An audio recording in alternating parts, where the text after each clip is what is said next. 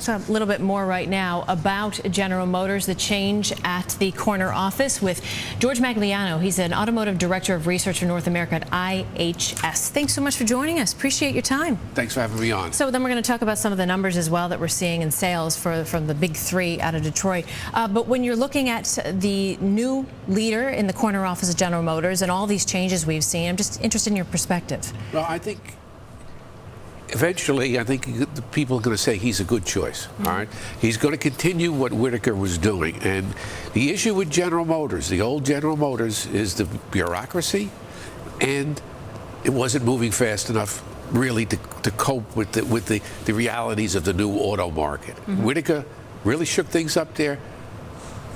Akerson is going to continue that. And he's going to continue it. He's going to be the leader. All right. There's a lot of questions about him not being a manufacturing guy, not being an auto guy. But I think what he's going to do, he's going to really keep things moving. He's going to keep things shaken up. He's going to get them to make fast, hard decisions. And he's going to work well with the financial community. That's where his strength is. And that's the big issue today, is going to be that stock sale and the IPO, more than anything else. A lot of consumers may not look as much to the leadership as they will to the cars themselves. So as we're looking at cars, we're looking at sales falling 25% in August. What do you make of the numbers? I imagine you expected that number. I think actually Ford and General Motors were in our range, but on the low side as far as we were concerned. So there was a little more weakness in Ford and GM, and obviously it sounds like Chrysler and the Koreans, Hyundai, Kia have done better than our expectations, and that's good. But I think when you finally tally up all the numbers, while it's going to be close to that 11.5 million unit selling rate that everybody, the consensus, really focused on as we got to the end of the month here, these numbers are disappointing. Okay. Well, when you compare this past August to August of last year, is it fair to even do so, considering we had the Cash for Clunkers program in earnest? No, not at all. That was a 14 million unit selling rate.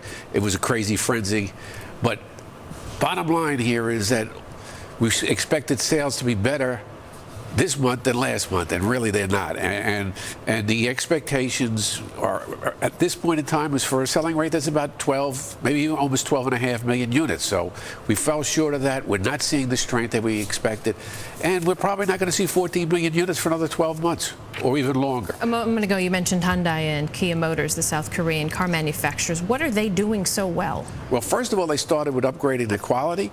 Secondly, they've come out with very good designs and dynamite products. The new Sonata, some of the new designs from the models from Kia. They offer a great value, and in this environment, that's what the consumer is looking for. Speaking of what the consumers are looking for, they may start looking at some new labels on cars, an A, a B minus, a D. It's part of a new proposal for rankings about fuel efficiency from the government. We were talking about this yesterday. I wanted to get your insight on that. What do you think? Well, personally, I don't like it. Somebody said it reminds you of school, and in my mind, it's very judgmental. But it does tell you the lengths that the government is going to do to try to move us into the era of higher fuel economy, and the consumer today, because gasoline prices aren't soaring like they were a couple of years ago, really has gone back to some of their old buying habits. And the government's not going to like that longer term, all right?